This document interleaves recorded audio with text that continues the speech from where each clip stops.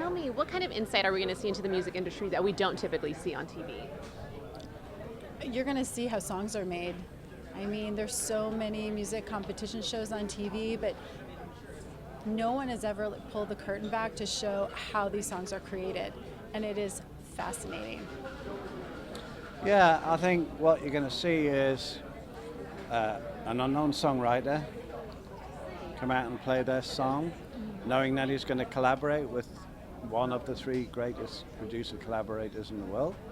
And sitting on the fourth chair is an epic star who's going to record the winning song. So you've got that element of like, you know, oh my God, what's next? Ticking clock, because somebody's going to get chosen. But you also still get to hear the four songwriters and their songs in their own right, and then that's whittled down to three. So they get to play their own song twice. And I think that's an amazing thing, you know, to be playing to millions of people as well as the panel. A song you've written yourself in your bedroom or in your garage, and then to see what happens when the panel start discussing it and morphing it and adding elements, and then the star joins in, playing keyboards or suggesting a different key, and it's all happening in real time like that. So it's like magic before your eyes, you know? And I don't think the general public has ever seen that, nor have they seen my nail polish, which matches my tattoos. So it's a bit like that.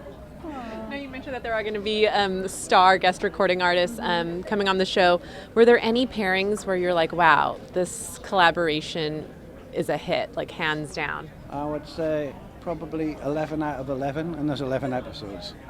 So I think every pairing with every collaborator on the panel and the artist, I didn't hear one that wasn't a hit. So what are you guys hoping that this show does for the songwriting community?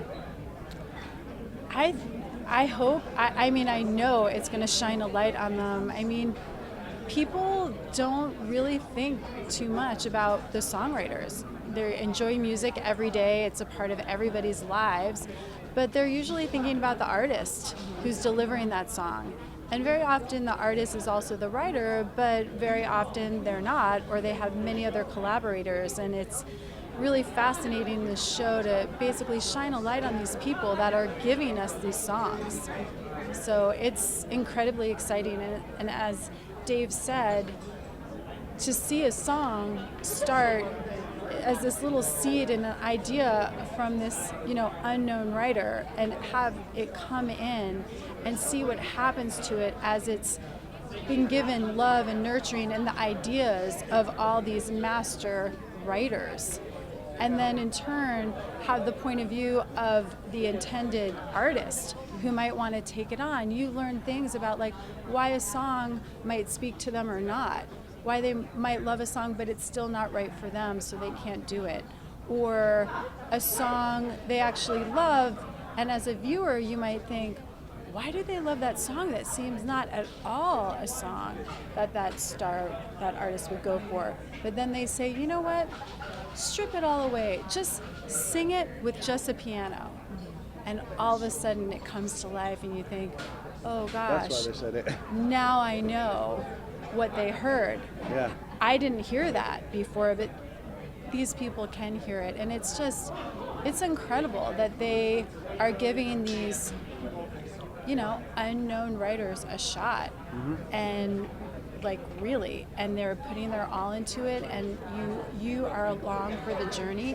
You're with it every step, and then you come out the other end, and it is magic. It seems like magic. You don't know where these thoughts come in split seconds. Wonder if we do this. Wonder if we strip away production. We just do this on piano. Wonder if we just add a cello. I think that would be good. Or wonder if we just change this lyric. Maybe it should be she shines down on you, not you shine down on. Just these things that just one word can profoundly change the meaning of a song. And you watch everybody at work, and it gives you such an appreciation for the craft of songwriting and what a gift it is to all of us. So it's exciting. And sometimes, a songwriter comes on and they're a great performer as well. And you go, well, hang on, they're a star in their own right. Right. And sometimes the panel and the guest star actually say that and say, wow, what you just did was incredible. We can't do anything to make it better. And I think you should just go off now on tour, you know. So I think a lot more artists will be launched from this show, even though it's about the songwriters, than actually out of a lot of other shows which are, you know, talent shows in other ways. Right. I love that we're really going to see the entire process that goes into a song, because usually we hear it on the radio and we have no idea the work that goes into it. Tell me, what do you think it takes to make a hit record? Well, one thing I must make clear is this show isn't all about trying to make hit records. So sometimes, you know, a songwriter comes in and they've written this very emotional song in their bedroom or their uncle's garage or whatever. They haven't written it thinking, I'm trying to write a hit. And that's important to know, because there's a lot of talk about hits, hits, hits, hits, hits. It just so happens that we have amazing producer songwriters on the panel and huge star waiting to hear what song they might choose.